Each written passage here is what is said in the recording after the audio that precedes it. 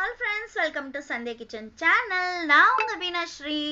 இன்னைக்கு காரசாரமான பாலக்கீரை gravy recipe பார்க்க போறோம். வாங்க வீடியோக்குள்ள பார்த்து தெரிஞ்சுக்கலாம். ஃபர்ஸ்ட் ஒரு கடாய் வச்சு எண்ணெய் சுட பண்ணிக்கோங்க. எண்ணெய் நல்லா சூடானதுக்கு அப்புறமா கடுகு, தட்டின பூண்டு சேர்த்துக்கிறேன். சீரகம் கூட நீங்க ஆட் பண்ணிக்கலாம், நல்ல ஃப்ளேவர் கொடுக்கும். அதுக்கப்புறமா வெங்காயம் ஆட் பண்ணிட்டு கொஞ்ச நேரம் நான் வதக்குறேன். கொஞ்சம் இந்த அளவுக்கு வதங்கினா போதும். இப்போ நம்ம நீளமா கட் பண்ண பச்சை மிளகாய் ஆட் பண்ணிக்கிறேன். பச்சை மிளகாய் ஸ்பைசியா இருக்கும், நான் ஏற்கனவே சொன்னேன் இல்லைங்களா. அந்த பாலக்கீரை கிரேவியோட அந்த பச்சை மிளகாய் எல்லாம் சேர்த்து சாப்பிட்றப்போ நல்ல டேஸ்ட் கொடுக்கும். காரம் விரும்பாதவங்க இந்த பச்சை மிளகாவை ஸ்கிப் பண்ணிக்கலாம், போட வேண்டாம். ஒரு நல்ல பெரிய சைஸ் வெங்காயம், 2 வெங்காயம் எடுத்தீங்கன்னா 5 பழுத்த தக்காளி நான் சேர்த்துருக்கேன். இப்போ தக்காளி சேர்த்துட்டு கொஞ்சமாக கல்லுப்பு போட்டுக்கிறேன். அப்போதான் அந்த தக்காளி நல்லா உங்களுக்கு சாஃப்டாக குக் ஆகி வரும். அதில் இருக்கிற தண்ணி எல்லாம் வெளியில் நல்லா உங்களுக்கு சீக்கிரமாக குக் ஆகி வரும். இப்போ நல்லாவே கலந்து விட்டுக்கிறேன். மிக்ஸ் பண்ணி ஆனதும் பாருங்க, இந்த அளவுக்கு வெந்திருக்கு தக்காளி எல்லாம் சாஃப்டாக. இப்போ நான் பவுடர் மசாலா ஆட் பண்ண போகிறேன். என்னன்னு பார்த்தீங்கன்னா சில்லி பவுடர், தனியா பவுடர், மஞ்சள் தூள், சிக்கன் மசாலா ஆட் பண்ணிக்கிறேன். சிக்கன் மசாலா இல்லைன்னா கரம் மசாலா, மட்டன் மசாலா கூட நீங்கள் ஆட் பண்ணிக்கலாம், ஏதாவது ஒரு கரம் மசாலா. இப்போ எல்லாமே பச்சை வாசனை போகிற அளவுக்கு நான் கொஞ்சம் வதக்குறேன்.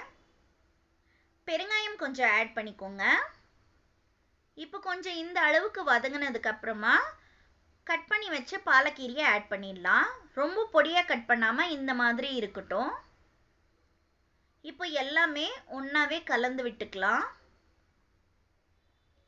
இந்த பாலக்கீரை கிரேவி பார்த்தீங்கன்னா சப்பாத்தி, பூரி, இட்லி, தோசை, சுட சுட சாதத்தோட பிசைஞ்சு சாப்பிட்றப்போ ரொம்பவே டேஸ்டியாக இருக்கும்.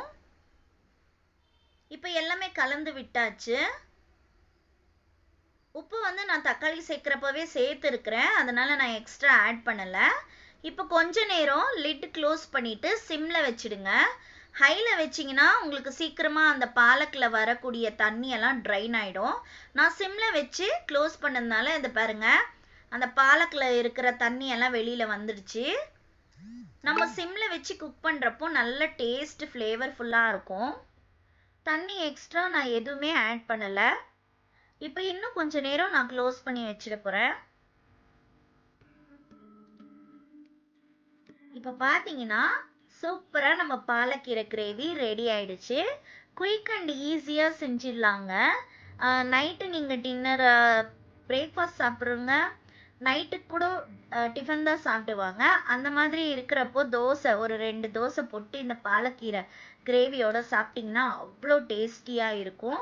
கண்டிப்பாக ட்ரை பண்ணி பாருங்கள், உங்களுக்கு இந்த ரெசிபி கண்டிப்பாக பிடிக்கும். அப்படி பிடிச்சிருந்தா லைக் பட்டனை கிளிக் பண்ணிக்கோங்க. அப்படி நீங்கள் என்னோட சேனலில் ஃபஸ்ட் டைம் பார்க்குறீங்கன்னா please subscribe button, bell button ரெண்டுமே கிளிக் பண்ணிட்டு பாருங்கள். நான் எந்த வீடியோ போட்டாலும் உங்களுக்கு இம்மிடியேட்டாக நோட்டிஃபிகேஷன் வந்துடும். நீங்கள் என்னோட வீடியோவை மிஸ் பண்ணாமையே பார்க்கலாம். அவ்வளோதாங்க, ரெடி ஆயிடுச்சு. நான் சுட சுட சாதத்தோட போட்டு சாப்பிட்டேன். அவ்வளோ டேஸ்டியாக இருந்தது. அந்த பூண்டெல்லாம் நம்ம சேர்த்தோம் இல்லைங்களா, அந்த பூண்டு ஃப்ளேவரு, அந்த பச்சை மிளகா, பாலக்கீரை அந்த டேஸ்ட்டோட பிசைஞ்சு சாப்பிட்றப்ப அவ்வளோ அமிர்தமாக இருந்தது. நீங்களும் ட்ரை பண்ணி பாருங்கள்.